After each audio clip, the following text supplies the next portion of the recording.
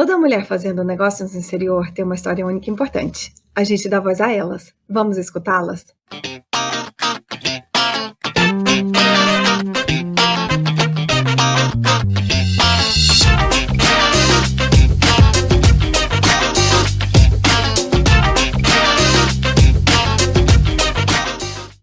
Bem-vindas, mulheres do business! Eu sou a Tatiana Metran, diretamente de Nova York, e hoje eu bato um papo com a Marina Couto.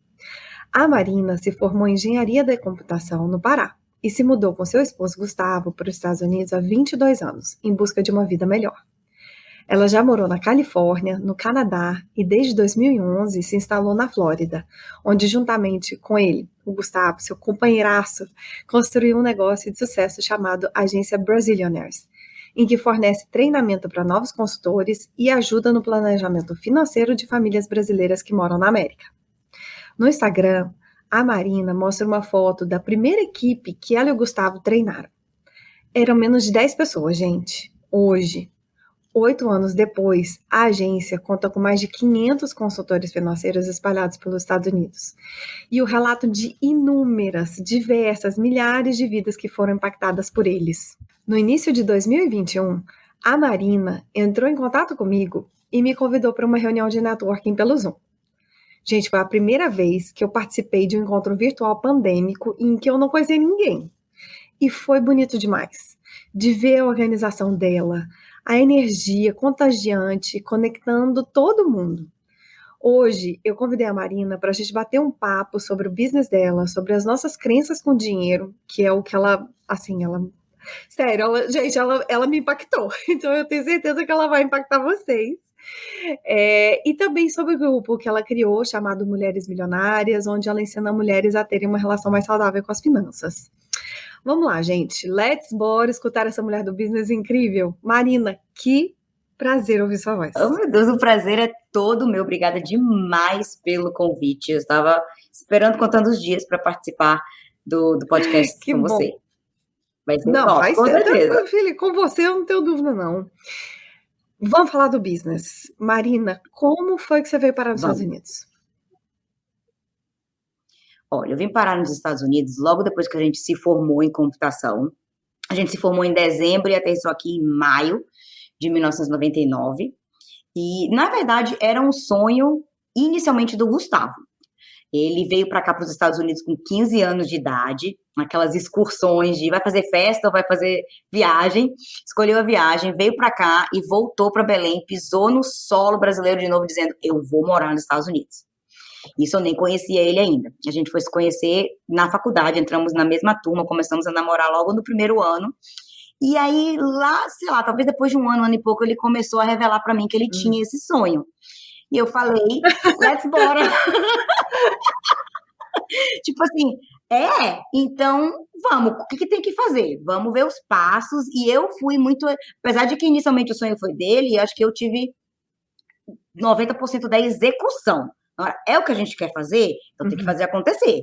E aí vamos fazer TOEFL, vamos fazer que tipo de visto? Vamos com visto de estudante, vamos estudar onde? E fomos dando os passos até chegar aqui. E aí vocês foram para a Califórnia, vocês chegaram, vocês aterrissaram na Califórnia. Nós fomos para Califórnia. E como é que foram os seus primeiros anos morando aqui, morando na Califórnia? Como é que foi isso para você? Ai, foi uma loucura. Tipo, pessoalmente, pensa primeiro as pessoas que saíram da casa dos pais para morar junto nos Estados Unidos. Já é um grandíssimo desafio. E aí entra língua, trabalho, saudade da família, todas aquelas coisas que nós imigrantes estamos mais que acostumados, né? Mas teve também elementos de sorte. Eu gosto de honrar isso daí também. Não só dizer que teve dificuldade, teve, mas a gente teve a sorte de chegar aqui num momento econômico muito legal. 1999 era aquele boom das .com, das empresas, né, de internet que estava começando. A gente veio com diploma de ciência da computação debaixo do braço e isso ajudou. Isso ajudou. O Gustavo estava em 30 dias, estava com um emprego com a promessa do visto de trabalho. Então, isso ajudou a gente pra caramba. No início foi o corporativo, porque a gente sabia que esse era o caminho mais rápido de chegar numa estabilidade, de ter um visto de trabalho, posteriormente um green card. Então, a gente investiu na carreira corporativa primeiro, e só depois de uns 5 anos que a gente foi falar, não, a parte do empreendedorismo tem que começar a aparecer na nossa vida. E você, nesse momento, você também já achou um trabalho? Como é que foi isso para você? Ou você ficou dando esse backup para o Gustavo? Enfim, você ficou nessa parte, como você falou mesmo, na execução, aqui dando todo o suporte Uhum. para que ele pudesse ir. Como é que foi isso? Você, assim. Não, eu fui atrás da minha parte também, e foi legal porque eu odiava computação. Como assim? Eu, eu detestava, eu não gostava da faculdade, eu só não saí da faculdade no meio porque eu tive que fazer vestibular de novo. Eu falei, Ok. não, Não vou passar por isso de me novo. perdoe, mas não. Vou te dizer, na verdade, por 2 motivos. Primeiro, porque tinha que fazer vestibular de novo. Segundo, porque quando eu estava assim naquele momento de tipo, nossa, realmente isso não é para mim, escolhi a faculdade errada. A gente já estava com os planos de vir para os Estados Unidos. Eu também não queria Ah, atrasar ok. esses planos. E aí falei, bom, um diploma é um diploma, a gente está indo para os Estados Unidos, tem demanda, a gente já sabia que tinha demanda por essa área, de alguma coisa vai valer esse diploma, mas não era minha área. Então, quando eu cheguei aqui, eu tratei de ir atrás de outra coisa. Eu gostava da área de propaganda e marketing. Era a faculdade que eu deveria ter feito. Então, quando a gente chegou aqui com o visto de estudante para fazer especialização, ele continuou na área de computação, mas eu fui fazer em marketing. E aí me proporcionou dar uma reinventada e conseguir um emprego entry level nessa área e aí começar a ir para essa área que eu gostava mais. Eu comecei a trabalhar na área de propaganda online no início do que era um banner, do que era uma audiência. Então, eu vi essa indústria que hoje é super estabelecida, eu vi isso nascer. Essa questão do clique, do pay-per-click, todas essas coisas estavam começando quando eu comecei a trabalhar nessa Genial. área, sei lá Genial. quantos E mil anos atrás. você tinha uma rede de apoio, assim, você conhecia pessoas que já estavam na Califórnia, você se sentiu sozinha? Como é que foi isso, assim, para você? Ó, eu conhecia uma pessoa, que foi o motivo pelo qual, na verdade, a gente redirecionou, a gente estava indo para Los Angeles, quando esse amigo nosso, que na verdade na época não era um amigo muito íntimo, mas era um conhecido da família, que já estava morando aqui, e foi visitar os pais na mesma cidade que a gente morava, né, lá em Belém, há poucos meses antes da gente vir. E foi lá em casa visitar meu pai, que ele gostava muito do meu pai, e começou a ouvir os nossos planos, e ele falou assim, o que vocês estão fazendo indo para Los Angeles? Vocês estão formados em ciência da computação, vocês têm que ir para o Silicon Uhum. Valley, vocês têm que ir para a área de São Francisco. E ele morava lá, morava em Berkeley. E ele falou assim, vocês vão para lá, fica comigo o tempo que precisar para achar o apartamento. Aquela história de todo imigrante, né? O anjo que recebe você na casa e dá aquelas primeiras apontadas. Vai por aqui, é assim que procuram um apartamento, é assim que pega o metrô, é assim que passa no caixa do supermercado, tudo, né? E foi maravilhoso. A gente ficou na casa dele 22 dias, que foram, assim, os 22 dias que fizeram a diferença gigantesca nesse primeiro momento de aterrissagem. Aí a gente foi conhecendo outras pessoas. Nos cursos da faculdade, tudo mais, fomos conhecendo outros brasileiros que são amigos até hoje, porque é aquela coisa do todo mundo chegando, Uhum. onde que eu me agarro, né? Então, as pessoas que você conhece, eu acho que nesse primeiro momento é muito forte a conexão, né, que se faz. Então, essas pessoas são relacionamentos muito importantes na E nossa o vida até hoje. Brasilioners, que é a sua agência que você tem hoje, ela já foi criada lá na Califórnia? O que que te levou, Não. primeiro, o que que te levou a criar a Brasilioners? E conta um pouco desse seu business. Tá. Então, a Brasilionaires fez 8 anos agora em março desse ano. Estamos entrando no nosso 9º ano. Então, a gente teve outras tentativas de empreendedorismo antes, né? Coisas que, não vou dizer que não deram certo, mas não provaram ser o business pro Ok. resto da vida. Vamos dizer assim. A gente aprendeu, obviamente a gente traz esses aprendizados, valeu, mas a gente ficou um pouquinho no back and forth, tipo, ok, vamos lá, é isso? Não, não é isso, volta pro corporativo. Vamos tentar de novo. Deu certo dessa vez? Aprendemos, evoluímos, mas ainda não é. Volta pro corporativo. A gente fez um pouquinho de ping-pong entre empreender e voltar para a carreira corporativa, porque não tinha engrenado o suficiente para dizer, agora vai, para sempre. E num desses volta pro corporativo, a gente já tava tipo assim, cara, mas Não não. aguentamos Tipo, mais. o próximo tem que funcionar. Tem que dar certo, porque a gente não aguenta mais esse vai e volta. Especialmente o Gustavo, ele viajava muito a trabalho. Eu também tinha voltado para o corporativo e agora estava nesse momento aí com 2 filhos, um de 1 aninho de idade, outro de 4, e não conseguia me ver mais trocando o meu tempo com eles por algo que não queimasse o meu coração, que fosse assim, like, isso daqui é o que há. Se é para ficar aqui, eu trabalhava de casa, nessa época a gente já morava na Flórida, mantive meu emprego da Califórnia, que eu já estava com a empresa há um tempo, então eles aceitaram, já sabia que eu dava conta do recado, né? Mas era eu no computador aqui, na mesinha no meu quarto, ouvindo os meus filhos brincarem com a babá lá fora. E eu falava, gente, nada de errado com trabalhar, eu quero trabalhar. E eu sabia assim, eu não quero ficar só com os meninos. Tem um lado de mim que precisa produzir, que precisa criar e que precisa ir para o mundo, e estar no mundo e deixar sua marca. Mas eu tenho consciência que é uma troca do tempo com eles, com a minha família, versus o tempo do meu lado profissional. Então, esse lado profissional tem que valer a pena. Essa balança tem que equilibrar. Então, é a questão do propósito, o que fazer e o que isso ia significar para o mundo, era muito importante para a gente, para nós dois. Então, a gente estava, eu vou dizer assim, que a gente estava com as antenas ligadas. Tipo assim, olha, vamos ligar o radar para atrair esse próximo business, essa próxima, que vai ter que ser o ponto final. E aí, não foi de uma hora para outra também, que assim, ligou o radar imediatamente. Não, mas a gente sabia exatamente o que a gente queria. Genial. E o que era importante.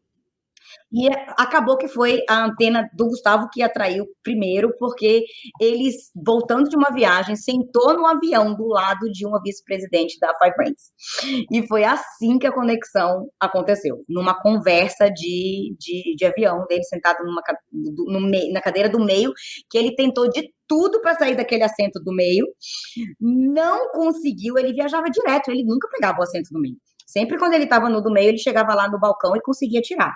O cara não conseguiu tirar ele do assento do meio, até a mulher fala assim, olha, se você não entrar, a gente vai. Gente. Aí ele falou assim, tá bom, eu entro. Na hora que ele entrou, várias cadeiras vazias. No corredor, na janela. E o cara tentou lá direto e não conseguiu tirar ele da cadeira do meio. Ele falou, bom, vamos aí, rendo, né? Vamos ficar nessa cadeira do meio. E ele senta justamente do lado de uma vice-presidente da Five Rings, e na conversa no final, ele perguntou o que ela fazia, e ela falou, eu trabalho para uma empresa que ensina a classe média americana sobre finanças. Aí, os alarmes, só o que ele falou, isso me interessa, eu quero conversar com você. E aí as coisas se desenrolaram dessa maneira, a gente sempre teve um interesse forte em finanças, nunca soubemos que isso ia acabar sendo o nosso business. Mas a gente tinha sempre interesse de aprender mais pra gente, para investir o nosso próprio dinheiro melhor. Algumas das nossas tentativas de empreender foram, por exemplo, na área de imóveis, de fazer flips, sempre tinha um pezinho meio que no financeiro da coisa. E aí a gente foi explorando essa oportunidade. O encontro com a Mary foi em outubro de 2013, e em março de 2014 a gente fez o nosso primeiro evento oficial do business, convidando as pessoas para uma palestra de educação financeira, que é a abordagem principal do nosso business, é a educação em primeiro lugar, para depois a gente fazer uma consultoria individualizada para as pessoas. Que demais. Bom, então já vamos lá, são 8 anos que você está começou com Five Rings, agora né, vocês montaram e o nome é Brazilionaires, a agência Brasília. Eu amo esse nome, gente, Brazilionaires. Eu me sinto tão poderosa quando eu falo. Quando eu escuto a Marina falando, você é uma Brazilionaire? Brazilionaire. Eu acho isso. A gente, inclusive, registrou essa marca, inclusive, uma marca maravilhosa. Vocês já trabalham com isso há 8 anos. Você é uma pessoa que é muito observadora. Eu acho que essa coisa de você também ter feito marketing, mas eu te sinto muito uma pessoa que conhece o comportamento dos seus clientes, você tem uma acessibilidade, assim, você sabe quando, por exemplo, uma reunião está ficando um pouco, por exemplo, na nossa do Zoom, quando você precisa dar um up na galera, quando precisa convocar a galera assim, vamos lá, gente, vamos conversar, vamos circular. Eu acho isso incrível, assim, essa sua capacidade de pegar muito no ar, essa quase que uma intuição, não sei se eu posso chamar isso de intuição, em que você sabe desse comportamento e você entende muito dessa parte de financeira. E você tem uma coisa que você fala, né, que o nosso cartão de visitas, e que isso deve ser o motor para os outros empreendedores. Você fala, inclusive, que o nosso cartão de visitas, enquanto empreendedor, você deveria colocar que você é um gerente de relacionamentos, porque você acredita que nessa capacidade que os relacionamentos com as pessoas é a base de qualquer negócio. Com tanta experiência, eu pergunto a você, qual é a percepção, no geral, tá? Eu sei que pessoas são muito diferentes, cada um é cada um, mas qual que é a sua percepção sobre a relação do brasileiro que mora no exterior com dinheiro? Excelente pergunta. A relação com o dinheiro é influenciado por muitas coisas, né? A gente aprende, a gente não aprende, a gente não aprende quase nada oficial sobre dinheiro pela vida inteira. Se a gente não tem aula na escola sobre dinheiro, a menos que você tenha feito uma faculdade de finanças, na faculdade também você não vê nada. Então, se aprende sobre dinheiro muito organicamente. Ou seja, observando as pessoas ao seu redor, especialmente família, desde pequenininho. Então, você vê os relacionamentos que o seu pai, que a sua mãe, que a família, que os amigos, que as pessoas têm em relação a dinheiro. Então, naturalmente, acaba sendo muito cultural. Porque se você está aprendendo da família e da sociedade, então aquela carga cultural de onde você cresceu e de onde você veio é gigante. Então, vai ter aquelas coisas específicas da sua família ou do seu mundo menor, vamos dizer assim, micro, e vai ter o macro do país, o macro da sociedade em geral, né? Então, o brasileiro tem algumas influências, infelizmente, meio negativas no macro sobre dinheiro, né? De instabilidade. A gente, por exemplo, a gente tem uma moeda que é super nova. Então, eu lembro, eu passei pelas mudanças de moeda do cruzeiro novo, cruzado, né, até chegar no real. Então, isso daí é uma coisa que gera uma ideia de... Então, o financeiro no Brasil, o dinheiro, não é visto com tanta força, igual o dólar. É o dólar. Desde que os Estados Unidos é Estados Unidos, é dólar, é o dinheiro representa a maior economia do mundo, e o brasileiro não confia na moeda tanto. Então, o brasileiro confia no quê? Naquilo que você pode pegar. Então, o que o brasileiro gosta de investir? Imóveis. Porque tem parede, porque é um negócio que existe, porque tem essa fundação. Enquanto que produtos financeiros é uma coisa não muito estabelecida para o brasileiro. Então, isso já é um desafio que a gente tem que overcome trabalhando com a comunidade brasileira aqui nos Estados Unidos. Só aqui para esclarecer para as pessoas, produto financeiro seria o que, por exemplo? Uma variedade, não só os produtos financeiros que a gente representa, mas até coisas que são estabelecidas aqui nos Estados Unidos há tanto mais tempo. A Bolsa de Valores aqui nos Estados Unidos é estabelecida há muito mais tempo. Ações, fundos, ETFs, REITs, um próprio seguro de vida, a aposentadoria através de um produto financeiro, ao invés de comprar um imóvel para que o aluguel daquele imóvel seja a aposentadoria. Isso de trazer intangível é um desafio para o brasileiro. Uau. Ok. E você estava falando, né, nessas coisas das emoções, né? Essas emoções que o brasileiro tem ligada a dinheiro.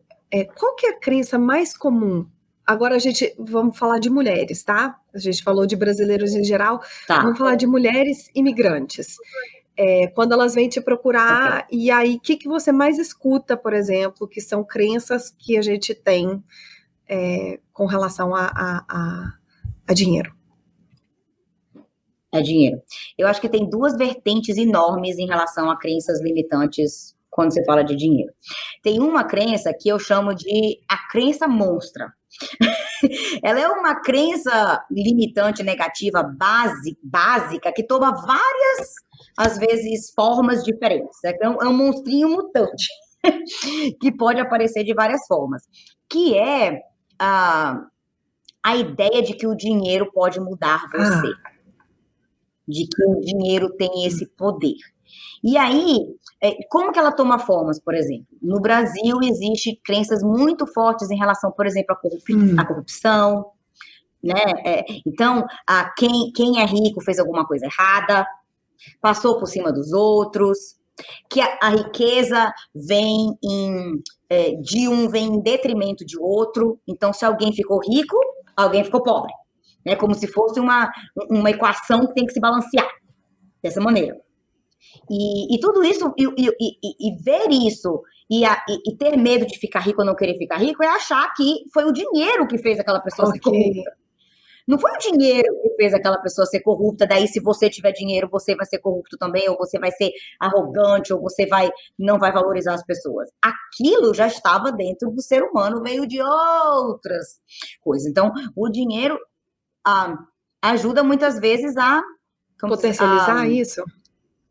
Potencializar, tô me fugindo da palavra agora, assim, mas... Exacerbar, é isso, ok. Uhum. Exatamente. Então, é tipo assim, se eu sou uma pessoa arrogante, eu vou ser muito mais arrogante. E às vezes eu vou ter a oportunidade de ser muito mais arrogante. Se eu sou uma pessoa arrogante e eu tenho dinheiro e agora eu tenho uma empresa, eu vou ter a oportunidade de ser arrogante com um monte de funcionários, de ter essa autoridade adicionada a essa arrogância. Então, mas não é o dinheiro. Porque também, se eu for uma pessoa boa, eu vou ter a oportunidade de ser muito mais generosa, de ajudar muito mais causas, de ajudar as pessoas, de criar oportunidade para pessoas que estão perto de mim. Então, só magnifica aquilo que você já é. Mas as pessoas não veem isso, elas acham que o dinheiro é que corrompe. Aí você, de pequenininho, tá lá, 3 anos de idade, ouvindo... o seu tio, não falando para você, seu tio, né? Mas talvez falando assim, o fulano de tal, tá andando com carro... o vizinho tá andando com um carrão novo. O que será que fez? O que será que se meteu para poder estar andando com esse carro? Então, essa coisa é muito forte para o brasileiro. E isso rouba demais a oportunidade das pessoas. Eu vejo isso o tempo todo quando a gente está oferecendo uma oportunidade de carreira, né, para consultores, uma oportunidade super... A nossa carreira é muito bem paga. E as pessoas têm dificuldade, elas me falam assim, mas isso aí é bom demais para a sociedade. Não pode. Como que pode? Né? Tipo, não pode existir uma coisa boa fruto de um trabalho honesto. Né? E aí a outra vertente que eu acho que as mulheres têm muito, assim, é de questões de merecimento em relação ao dinheiro. Eu acho que a mulher tem muitas essas questões. Será que eu mereço? Será que eu faço o suficiente? Será que o dinheiro vai me roubar da minha família? Eu quero ter ambição para ganhar dinheiro, mas daí eu vou ter que trocar de uma maneira desequilibrada, né, o tempo com os meus filhos, com a minha família, e daí se é para ser assim, então não quero, não mereço, tô feliz sem, tá bem assim. Sou eu todinha. Dinheiro não traz felicidade, a família é mais importante, etc. Aí tem várias, né, sabores para essa mesma Olha, crença. minha cabeça tá assim, ó. Porque essa sou eu todinha. Você acabou de me descrever. Sabe, porque eu até falei isso no episódio, eu acho que foi essa terceira temporada eu tô me abrindo super. Tô faladeira, tô falando de mim, tô fazendo as terapias, tô convidando vocês para fazer minhas terapias, mas olha só. Terapia. Não, sabe por quê? Eu descobri isso recentemente, que a minha vida profissional de sucesso, enquanto business CEO da minha própria vida, carreira, tudo isso, businesswoman, foi antes de eu ter filho. E eu associei inconscientemente muito essa coisa de o meu sucesso profissional, ele é incompatível com a minha vida de família. Porque é exatamente isso. Se eu tiver sucesso profissional, eu vou estar roubando o meu tempo dessa parte da família e que, portanto, né, como ela vem em primeiro lugar, logo vou ficar nesse lugar aqui de menos, vou aceitar muito menos, para que eu possa... É um trade-off, sabe? E não há essa compatibilidade. E hoje eu percebo que não. Que é justamente porque eu tenho as minhas filhas, é porque eu tenho a minha família, que eu quero ir lá em cima e sucesso e topo, entendeu? Perfeito. Exatamente. A família não pode ser uma desculpa, ela tem que ser um motivo. Um motivo para alcançar mais. Um motivo para querer ser milionária, para querer ter as coisas. Porque você vai aproveitar todos esses frutos, não só no que você vai gerar no mundo, mas aproveitar esses frutos com a sua família. Ter dinheiro vai proporcionar que você viaje com as suas filhas para os lugares que você quiser, para você ter as experiências que dá prazer para você e para vocês e para elas. Tudo, gente, eu acho que tudo fica melhor com dinheiro. Uma experiência com dinheiro e sem dinheiro, eu acho que você sempre pode melhorar com dinheiro. Ok. Eu não sei, eu não tenho opinião formada sobre isso. Porque eu sou uma pessoa que vou me divertir tanto na fazenda sem dinheiro, quanto sabe, numa coisa, num resort, assim, que tenha tudo. Então, preciso pensar, Marina. Essa também é uma coisa que eu queria deixar esse disclaimer aqui nesse podcast, que eu acho que essa temporada vocês vão me ouvir muito falando, eu não sei, eu preciso pensar. Que eu acho que hoje em dia a gente tem muito... Ou é ou não é preto ou branco, acho que rede social deu muito isso, assim, você tem que ter muita opinião sobre tudo, você tem que ter muito, assim, tem que saber, e aí você já tem que colocar. Tem que estar muito claro. Tem que estar tudo. Sabe? Então eu não sou assim, não, gente. Eu tenho várias dúvidas, mas eu entendo o seu ponto. Eu acho que realmente, assim, eu acho que o dinheiro ele dá esse sossego, né? Assim, ele dá liberdade de escolha. Então, não é para dizer que você vai sempre escolher as coisas mais luxuosas. Dou o teu exemplo, por exemplo, da fazenda versus o resort. Mas, por exemplo, você quer ir para a fazenda? Se você tiver dinheiro, às vezes você pode passar mais tempo na fazenda. Porque você tem a liberdade, de repente, do seu business estar gerando renda enquanto você está lá. Isso é uma maneira que não parece direta, não é necessariamente. A ideia é a fazenda. Não é que você jogou dinheiro lá na fazenda para ter uma experiência diferente da fazenda. Mas tem coisas, né, adjacentes aí que de repente podem melhorar. De repente você pode levar os seus pais junto com você para a fazenda. Você pode levar alguém a mais para a fazenda. Você pode ser mais generoso lá na fazenda com as pessoas que estão te ajudando. Você pode dar gorjetas, você pode... Então, tudo isso é dinheiro. Então, o dinheiro sempre, eu acho que ele tem o poder sempre de melhorar uma experiência. Não precisa mudar a experiência. Sempre para uma experiência que custe muito dinheiro em si. Não é deixar de ir na fazenda para ir para o resort, mas eu acho que você pode ir para a fazenda melhor quando você tem dinheiro.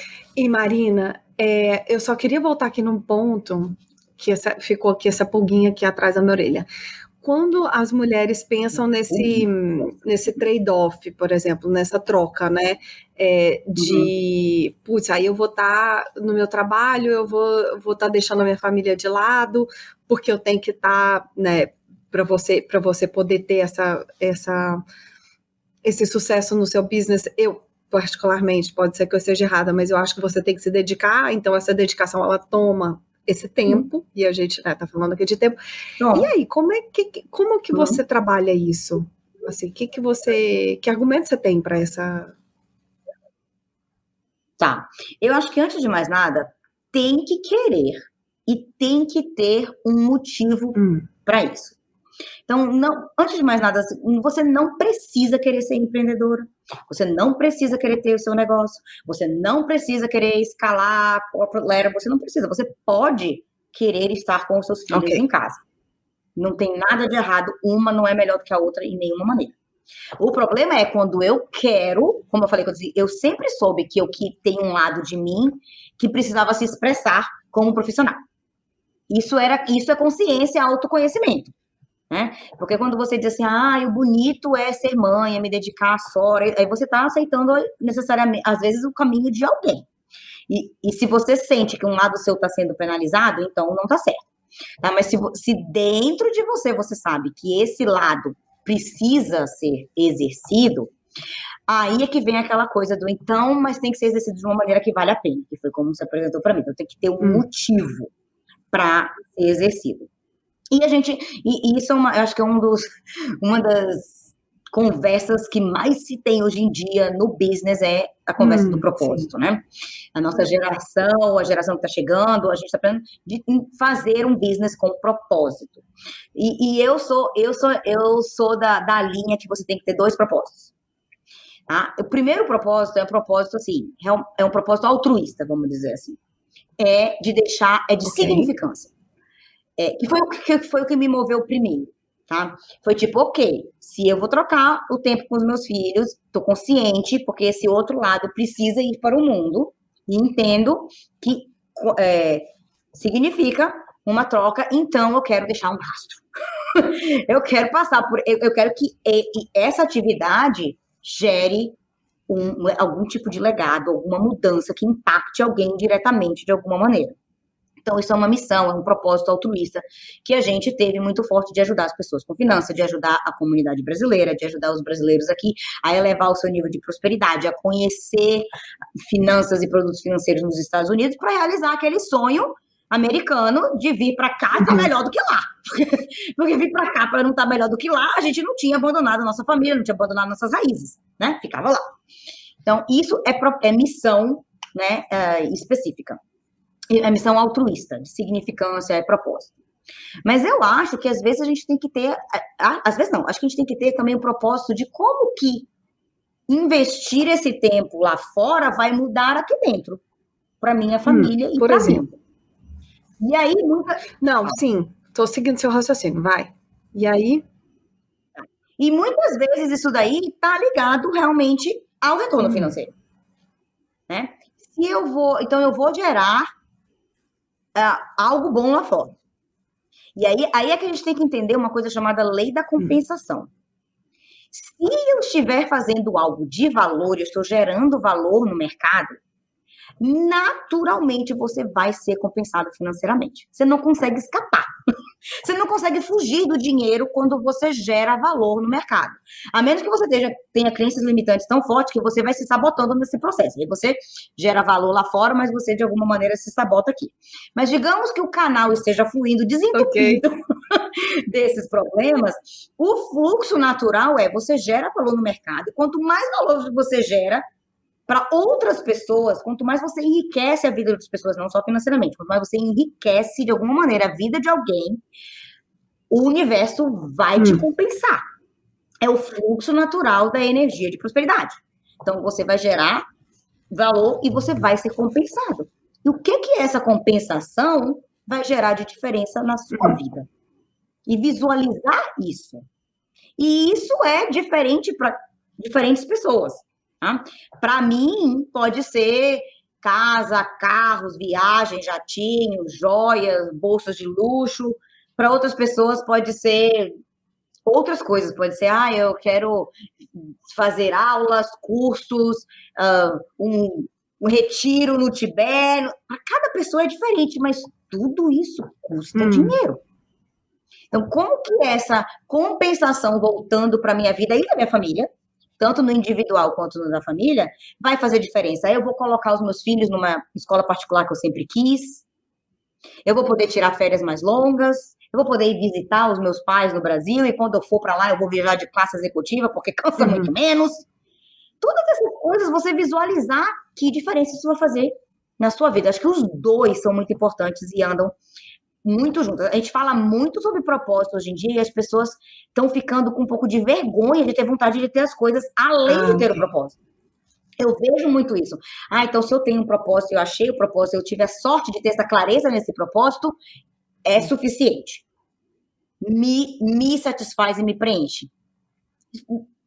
Na maioria das vezes, não. Na maioria das vezes tem outras coisas que você quer fazer que custam dinheiro. Então, aceitar esse retorno de trabalhar numa missão e que esse retorno vai ser financeiro e visualizar esse retorno e o que você vai fazer com ele, eu acho que é super importante. Que às vezes, quando a gente tem um dia muito, muito, muito, muito ruim, esse propósito mais... menos altruísta, na verdade, aquele que é mais assim, às vezes move mais do que o altruísta. Entendeu? Às vezes é tipo, ok, eu vou persistir porque eu quero alcançar essa missão. E às vezes é tipo assim, dane-se a missão, eu quero a minha casa nova.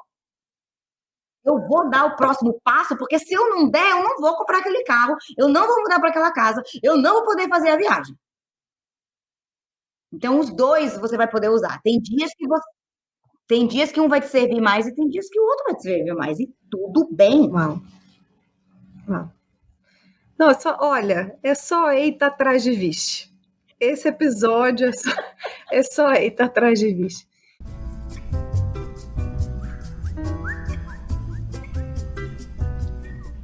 Ei, mulher do business, esse papo tá muito bom, né? Mas calma que tem mais. A gente ainda vai falar sobre descobertas relacionadas ao business, carreira no exterior e no final ainda tem aquele bate-papo com a nossa convidada. Se puder, compartilha essa belezura de podcast nos seus grupos e redes sociais, assim mais mulheres vão se enriquecer com o conteúdo único que a gente cria aqui. E não se esqueça de marcar a gente nas suas redes sociais. Eu prometo chamegos no episódio seguinte. Para encontrar a gente, é só digitar @Mulheres do Business. A gente está no LinkedIn e no Instagram. Agora, bebe uma aguinha e let's bora continuar essa conversa inspiradora.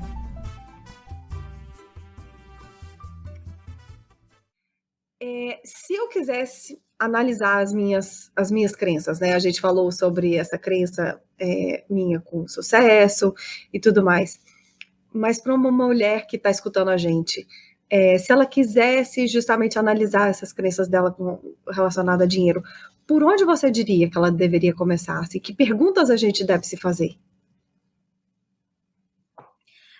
É interessante isso. Eu falei sobre isso numa live uma vez. Quando eu estava lançando as Mulheres Milionárias, eu fiz uma live e eu falei sobre isso. Você precisa se questionar, começar a usar o lado racional do seu cérebro, a sua mente consciente, porque a sua mente subconsciente aceitou tudo que você ouviu quando você tinha 6 meses, 2 anos, 3 anos, 5 anos, dentro do ambiente que você estava.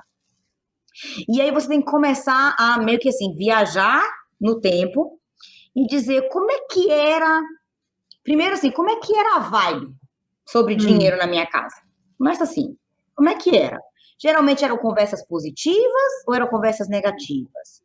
Eu via briga em relação a dinheiro ou não? Eu via estresse de não ter dinheiro suficiente ou não? Aí você começa a lembrar e você começa a pensar que frases específicas talvez eu ouvia meio que repetidamente. Mas você tem que fazer um trabalho mesmo de lembrar. Como é que era? Era positivo? O que exatamente positivo que eu ouvia? Era negativo? O que exatamente negativo que eu ouvia? Se você realmente se dedicar a fazer um pouquinho disso, e eu gosto de fazer isso escrevendo, né? Você vai downloading, aquela coisa ali, eventualmente o foco vai entrar aí em algo mais específico. Poxa, eu ouvia isso, meu pai sempre falava assim, ou sempre que tal pessoa chegava, porque era alguém com mais dinheiro, tinha essa reação, ou eu vi alguém da minha família brigar com outro e os relacionamentos se quebrar quando uma pessoa ganhou mais dinheiro. Então, eu vejo isso. Então, eu sinto que o dinheiro pode machucar relacionamentos. Você vai vendo o que vem. E aí, aquilo você aceitou, ouviu, arquivou. Mas agora você não tem mais 2, 3, 4, 5 anos de idade. Você pode trabalhar nisso conscientemente. Aí, se você, por exemplo, tem um exemplo, eu gosto muito de um livro, não sei se ele está aqui perto de mim, vou mostrar. Ele tem alguns exercícios sobre isso. Eu gosto muito da linha, não sei se você conhece, da Jen Sincero, que é You're Badass. Tem o You're Badass é Making Money.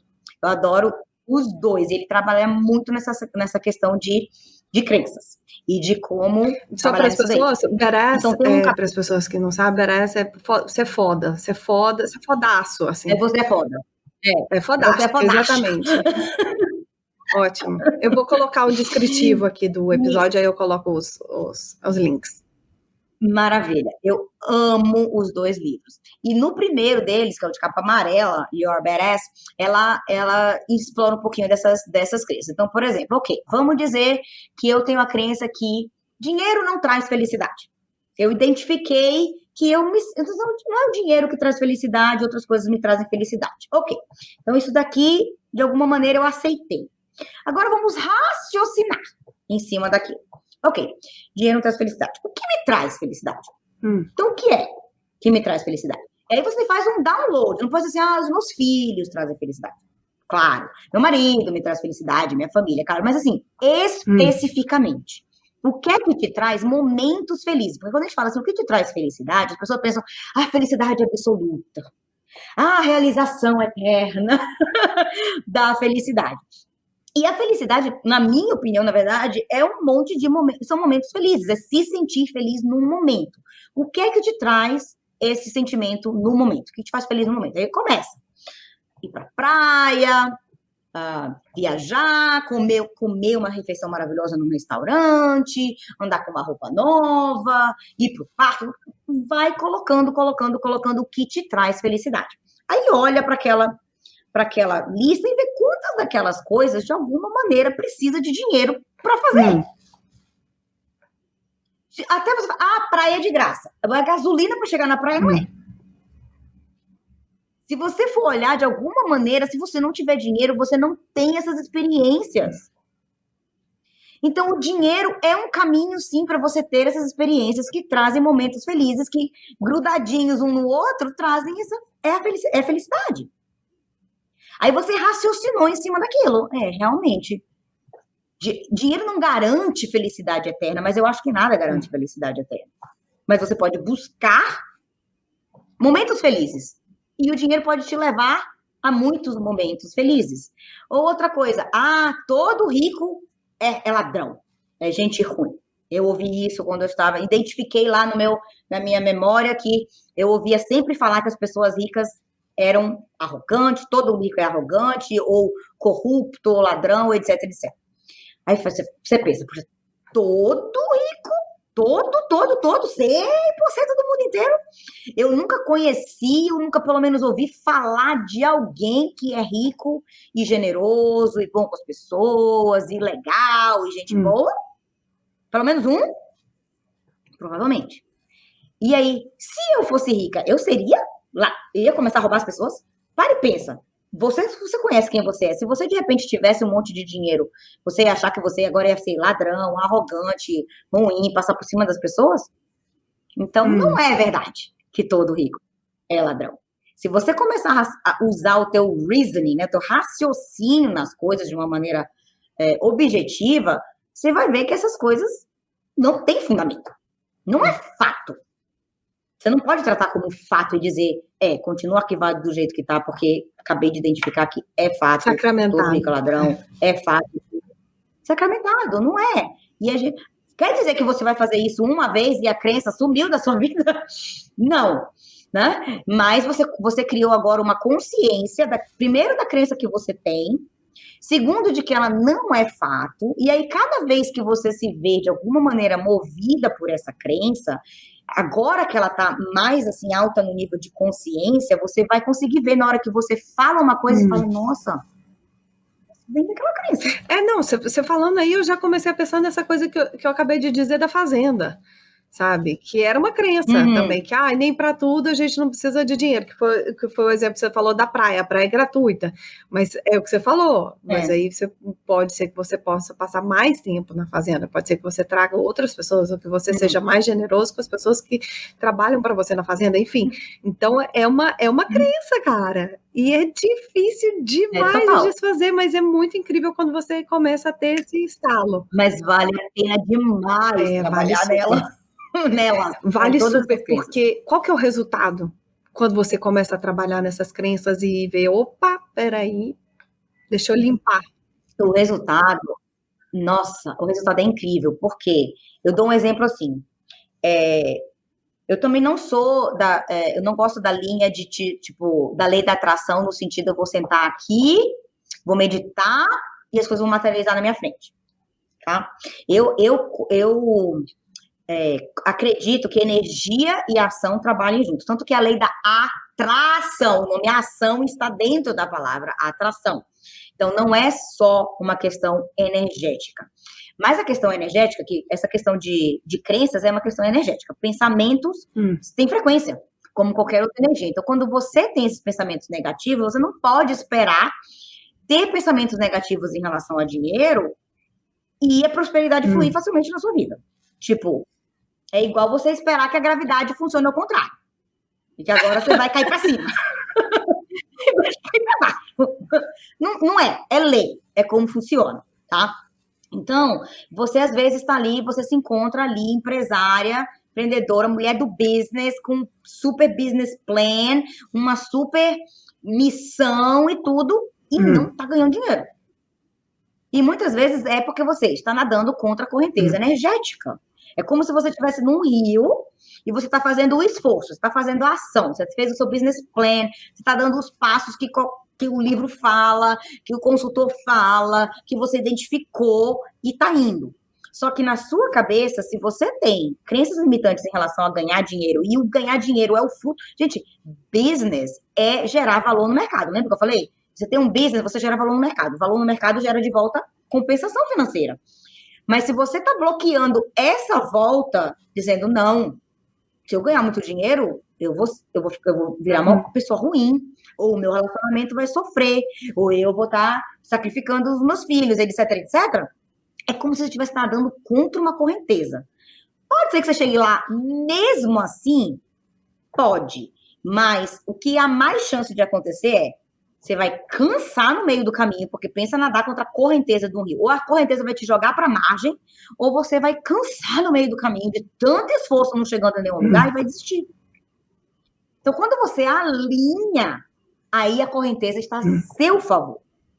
Ela ainda não é o suficiente, assim, só ir também boiar na correnteza. Obviamente, você com a ação, você chega muito mais rápido, mas ninguém quer nadar contra a correnteza.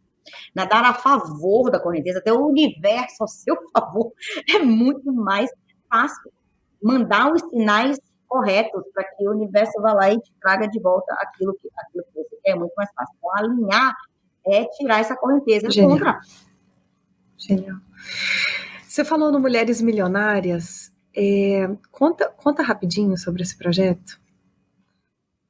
Ai, gente, Mulheres Milionárias. Foi sabe aquelas coisas que nascem porque você precisa trabalhar algo em você, né?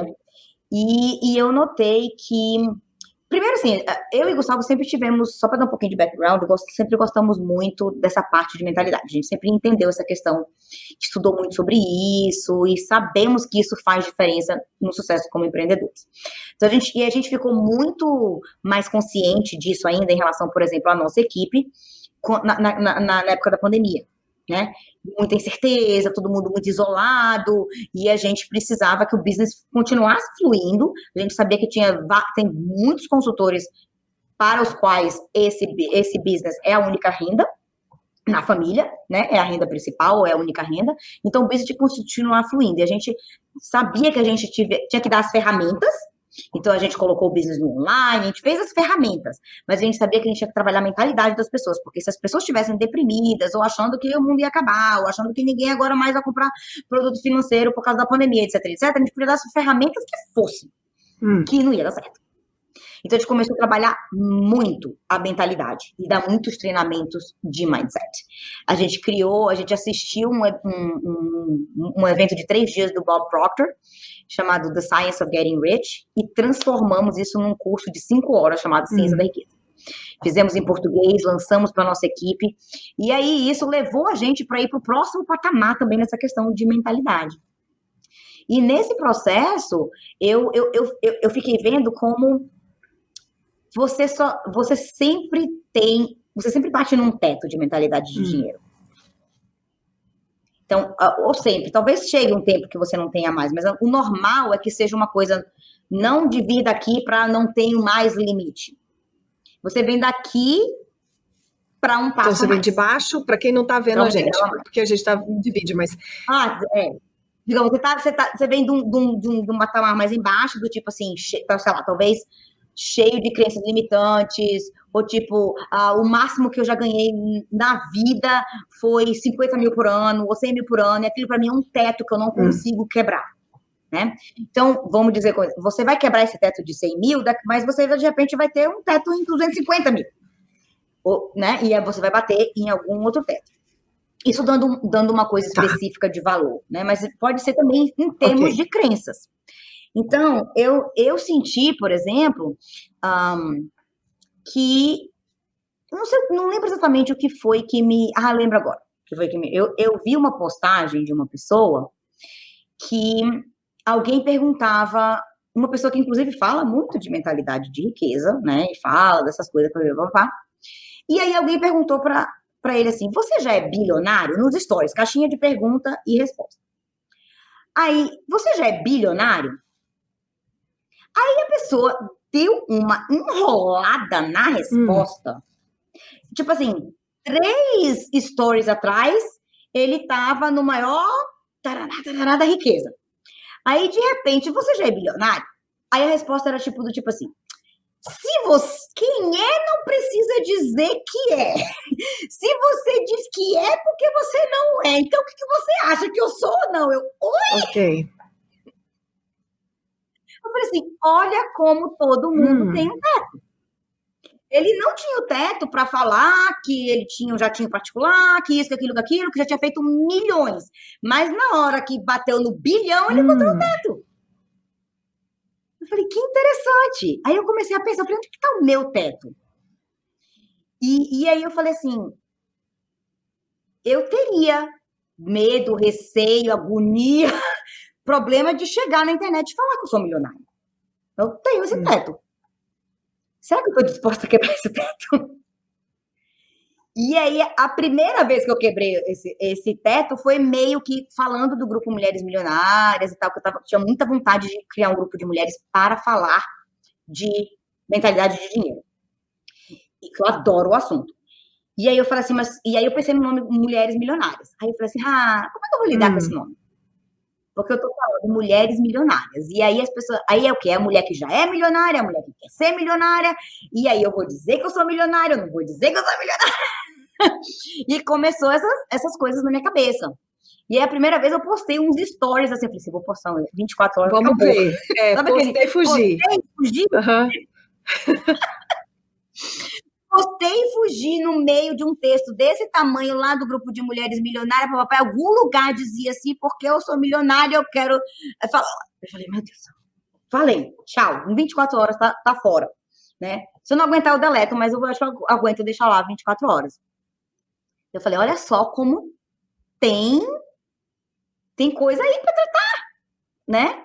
E aí depois eu acabei fazendo uma live, falando mais abertamente e dizendo, não, tipo, parou com isso. Por que eu não posso dizer que eu sou milionária, que eu sou multimilionária? O que tem de errado com isso, gente? Eu posso ser inspiração para muitas outras pessoas. Primeiro, eu ganhei meu dinheiro honestamente. Por que tem que ter essa vergonha de dizer? E aí surgiu muito essa questão. Aí as mulheres milionárias começaram com encontros, com Zoom, e a gente tratou muito de todos esses pontos. E teve gente que, nossa, tinha gente que eu chamava, ei, mulher milionária, no sentido, né? Não sou ainda. Ok.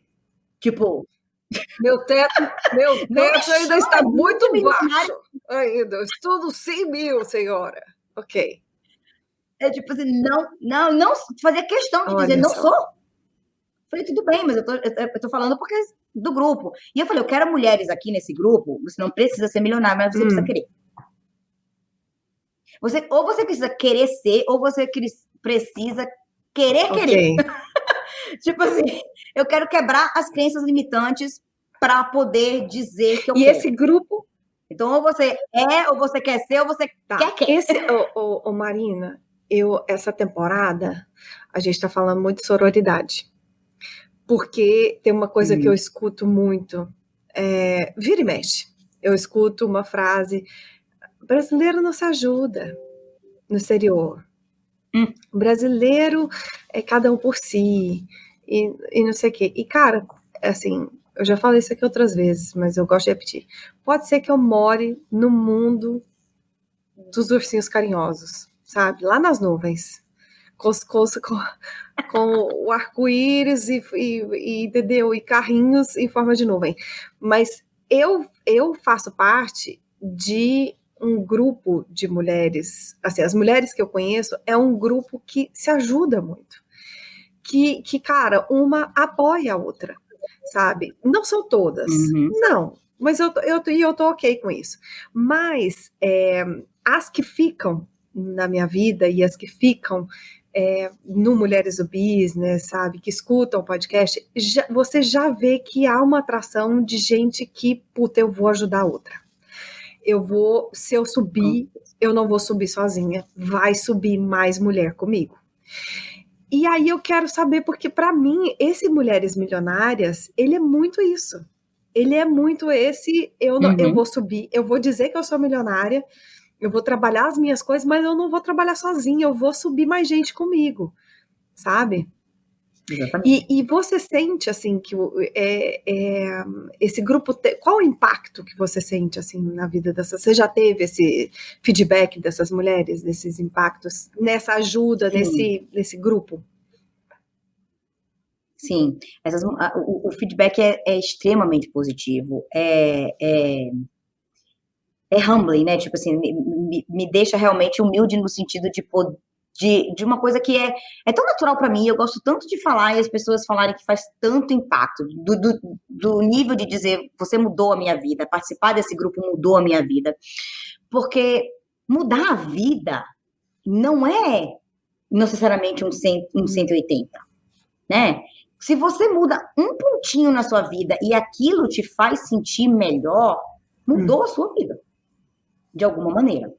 E eu tenho diversos, assim, testemunhos de mulheres, e elas ficam esperando, e quando eu estou, inclusive, devendo live para as mulheres, porque andei viajando tanto, andei cancelando a minha live semanal, e as mulheres vai ter a live de novo, porque assim, é aquele espaço aberto que é difícil de encontrar para falar sobre isso, não só para falar, eu tenho esses desejos financeiros, materiais, e isso não faz de mim uma pessoa ruim, querer ter coisas materiais, mas também aberto para dizer, caraca, isso traz um monte de minhoca na minha cabeça também. Minhoca assim, cobra assado, e é isso que eu penso, ou é assim que eu pensava, e aqueles momentos de eureka, dizer assim, nossa, agora eu entendi por que eu tinha dificuldade de fazer alguma coisa assim. Agora eu entendi por que eu tinha... De onde que veio essa crença? Eu escutava isso. Às vezes vem assim, igual lâmpada acesa mesmo. No meio de uma live, no meio de um Zoom. Vem aquela coisa... Ai, nossa, meu pai falava sempre isso. Minha irmã falava sempre isso. Eu vi isso acontecer. Olha o pontinho que ligou com o outro, que ligou com o outro, que ligou com o outro. E aqui, hoje, estou eu... no auge dos meus 30, 40 anos, tendo dificuldade de ganhar dinheiro, ou de fazer alguma coisa por mim, ou de comprar algum material por mim, por causa disso.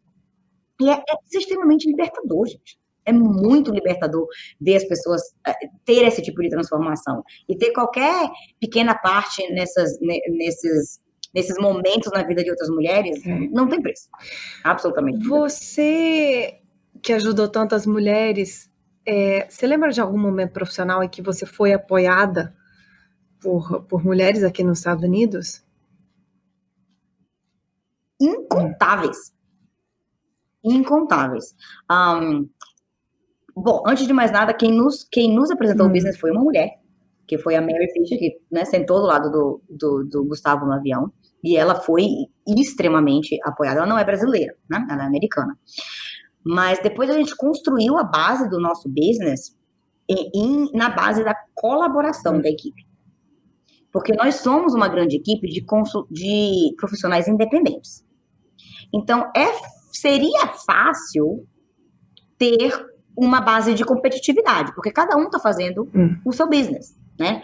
Mas a gente está ligado por vários fatores. A gente está ligado pela missão que a gente está tentando atingir, a gente está ligado pelas empresas que a gente representa, pelos produtos que a gente representa, pelo treinamento que a gente faz. mas existe, assim, uma colaboração muito, muito grande, e especialmente entre as mulheres. Então, se você chegar do lado de qualquer brasileiro e abrir a boca para falar brasileiro não se ajuda nos Estados Unidos, acho que é um trigger. E a gente tem, tipo assim, aqui não, violão. A nossa realidade é completamente diferente. Colaboração, ética, profissionais, assim, com aquela ideia de que quando a maré sobe, levanta todos os barcos. Olha, ficou uma pergunta, eu sei que a gente já tá, assim, esse tempo estouradíssimo, mas é um negócio que eu vi e que eu achei também super revelador para quem é casal, e eu sei que você e Gustavo são uma dupla. Gente, eu me lembro dos seus vídeos, porque agora você tem seu Instagram sozinha, mas antes era o Instagram de vocês dois, e todo mundo lembra da nossa época de casal. Aqueles vídeos, porque o Gustavo, ele até começa a falar, mas chega uma hora que a Marina fala assim, não, peraí, deixa eu organizar isso. E aí ela pega o microfone e ela, você tá me fazendo perder a paciência aqui, deixa eu conversar aqui com o povo, e aí você toma conta do negócio, é muito maravilhoso. Toma a rédea da parada, não. Não era nada disso que a gente queria falar. Isso, o que a gente queria falar é isso aqui. Muito maravilhoso, gente. Eu sigo vocês assim, raiz. E eu vi uma vez, eu estava fazendo aqui as pesquisas para esse episódio, e eu encontrei um conceito de um terapeuta financeiro americano, que chama James Lenoff. E ele explica o conceito de go and roll. E ele, quando a gente pensa em casal, e como que é a dinâmica de casal, enfim, qualquer que seja, tá? Sexos, enfim, independentemente disso, mas quando você tem um casal, ele analisa o comportamento dessas pessoas juntas na hora de planejar, ter e gastar dinheiro. E aí eu vou brasileirar esse conceito de go and roll, porque eu acho que as pessoas vai ficar mais fácil. Eu chamei de oba, é o oba e o opa. Então, no casal tem sempre um que é assim, ó, fala assim, nossa, apareceu uma oportunidade de viajar. E tem sempre um que é assim, oba, vamos já comprar, vamos passar o cartão, já reserva o hotel, é o oba. E tem o outro que é o opa, que é aquele opa, pera. É o Gustavo. Eu ia perguntar. Adorei oba e opa, nossa, que tradução. Não é? Então existe, né? Oba e opa. E aí eu queria saber de vocês quem que era o oba e quem que era o opa, porque eu acho que isso também, entender isso para um casal é super importante, porque você entende como que o outro reflete, como que o outro vai agir quando você chega com uma novidade. E diminui um monte de frustração, porque um que falava assim, poxa, você não se entusiasma, você não fica oba comigo. E o outro que fala assim, pô, você só fica no oba e nunca tá preocupado, sabe? Você precisa de um pouquinho de oba na sua vida.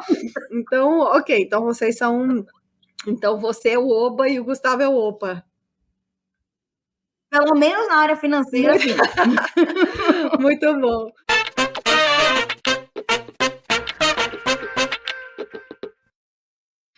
Marina, esse quadro é fixo, onde a gente faz um bate-bola de perguntas idênticas e respostas rápidas para todas as convidadas. Você está preparada? Não. Mas a gente vai do mesmo jeito. Qual o primeiro produto ou serviço que você vendeu quando você era criança? Quando eu era criança? Você foi criança que vendia coisa? Não. Olha só. Eu era CDF. Você era CDF. Muito bem. Então, pode-se dizer que talvez eu me vendia para os professores como uma CDF. Já é isso aí. Complete a frase. Meu fracasso profissional retumbante aqui nos Estados Unidos foi... E qual foi o aprendizado que ficou depois? Meu fracasso profissional retumbante. Aí foi logo no início. Quando um dos primeiros empregos que eu tive foi como hostess num hotel, no café da manhã de um hotel, e nesse daí eu me dei bem. Aí eles me passaram para caixa de uma pizzaria. Eu fui um fracasso retumbante naquilo ali. Mas e aí, que aprendizado ficou? Eu acho que o aprendizado ficou que eu devia ter persistido. E eu saí. Eu tenho certeza que eu conseguiria ser caixa, né? Hoje em dia, né, olhando para trás, com certeza eu conseguiria ser caixa. Mas aquele incômodo de não ser boa naquilo de cara Uau, me fez correr. ok. Qual que é a sua frase de autossabotagem? Você tem uma? Minha frase de autossabotagem. Eu acho que é muito do. Já sei. Não é uma frase assim, mas o sentimento, né? Eu não resumi numa frase. Mas, às vezes, eu tenho a autossabotagem na hora que eu tô dando treinamentos e tudo mais. Eu fico meio que assim, nossa, quem sou eu para ensinar essas pessoas? Tem momentos assim de, nossa, quem sou eu para estar falando isso? Você esquece do que te trouxe para aquele momento que realmente leva você a ser uma pessoa que tem o que contribuir, né? E às vezes, às vezes eu estou dando treinamento sobre coisas que eu não faço tanto mais no meu dia a dia, como atividade do business, porque a gente está em outro momento de responsabilidade em relação à equipe, mas são coisas que eu fazia diretamente no início do business. E fui muito boa naquilo, e seria muito boa se eu tivesse que fazer de novo. Mas aquele tempo que passou e ver as pessoas fazendo aquilo agora, e eu, às vezes, não tão mais envolvida na atividade, falo, quem sou eu para falar para eles fazerem, se eu não estou fazendo? E aí, o que você responde? Quando dá esses pensamentos, como que você... Aí eu me observo, geralmente eu me observo e eu vejo assim, mas olha o fato de eu ter feito e feito tanto, tá tão dentro de mim aquilo, que olha o valor, olha o que tá saindo da sua boca, olha como é tão natural, olha como flui, porque por tantos anos você fez, então você não precisa necessariamente estar fazendo para ensinar. O Bill Gates não programa mais os computadores. O Steve Jobs não programava, não fazia mais desparafusar o negócio, mas isso não tirava ele a autoridade de dizer, não, eu sei disso porque eu tive a minha mão na massa na hora de construir. Uma empreendedora que te inspira e que você levaria para um business lunch? Eu tenho uma que eu estou, inclusive, fazendo uma mentoria com ela agora. Uau! E ela é, tipo assim, 20 anos mais nova do que eu. Uou. E eu estou fazendo uma mentoria com ela, o nome dela é Bettina Rudolph, brasileira. Não sei se você conhece. Não. E ela também, eu admiro muito ela na área do empreendedorismo na mídia social, nessa era digital. E eu vou levar ela para um lunch, com certeza. E onde você levaria ela aí na Flórida, para esse business lunch? Eu acho que eu levaria ela, não sei, acho que ela tem a cara de, tipo, Brickell. Um lugar, assim, bem urbano. Em Miami. Em Miami. Qual o borogodó do seu business?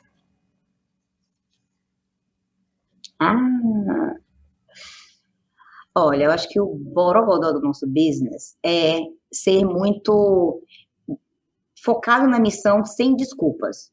Do tipo assim, sim, nós resolvemos trabalhar só com os brasileiros, não só com os brasileiros no sentido de limitação, porque no início a gente ouvia muito isso, assim, vocês vão trabalhar só com os brasileiros, vocês são cidadão americano, vocês falam inglês bem, por que vocês não vão atrás dos ricos americanos?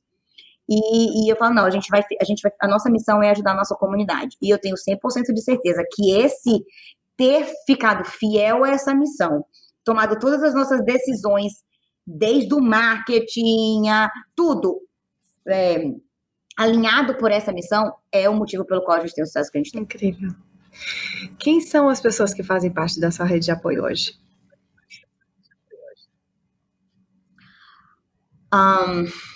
Bom, eu tenho, primeiro, antes de mais, tem uma pessoa que trabalha com a gente em casa, tenho assistentes maravilhosas, e isso é uma rede de apoio incrível, que as mulheres também têm uma super resistência de ir atrás, de pegar e de ter, né? Ninguém faz igual eu, ninguém vai fazer que nem eu, dá mais trabalho ensinar do que fazer, a gente, né? Conhece, então tem uma rede de apoio profissional fantástica. Eu tenho a sorte de ter minha sogra morando perto da gente aqui, 10 minutos daqui de casa. Eu e o Gustavo somos uma rede de apoio muito grande um para o outro. E todas as pessoas, tenho amigas maravilhosas, muitas delas não moram geograficamente perto de mim, algumas delas moram na Califórnia, né, daquela época e tudo mais, mas é aquela rede de apoio que se precisar, se eu gritar, pega um avião e vem para cá e eu vou para lá também. Então, a gente tem isso daí. E muitas pessoas do nosso business, a gente tem um nível de liderança muito grande na nossa agência agora, pessoas que ajudam literalmente a gente a rodar esse business, não mais sozinhos. Se você pudesse viajar no tempo, que recado você diria para a Marina, que estava começando a empreender lá 8 anos atrás?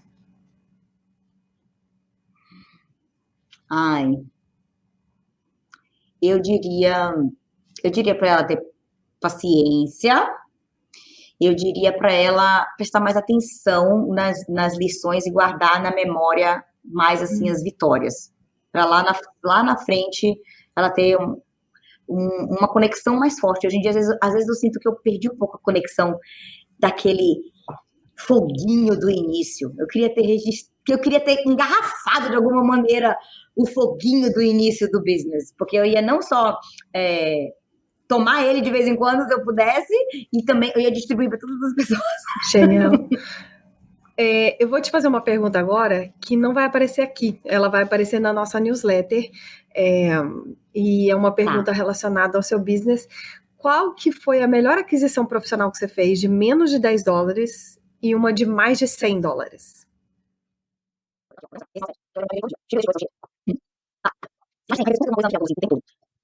Nossa,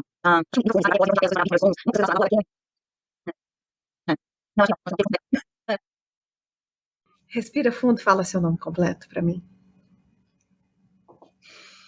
Completo? Completo. Meio nome e tudo?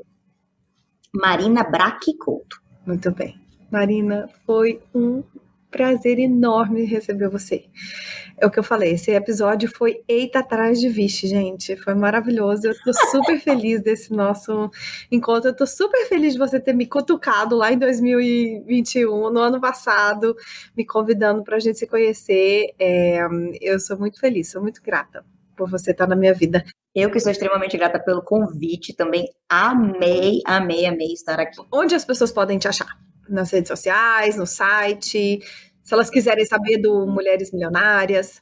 Principalmente no Instagram, acho que é onde eu estou mais ativa, onde eu mais consumo e é onde eu mais entrego também, no Instagram. Vou colocar também o descritivo, mas para as pessoas que querem já saber, marina.couto, é isso? É Marina_B_Couto.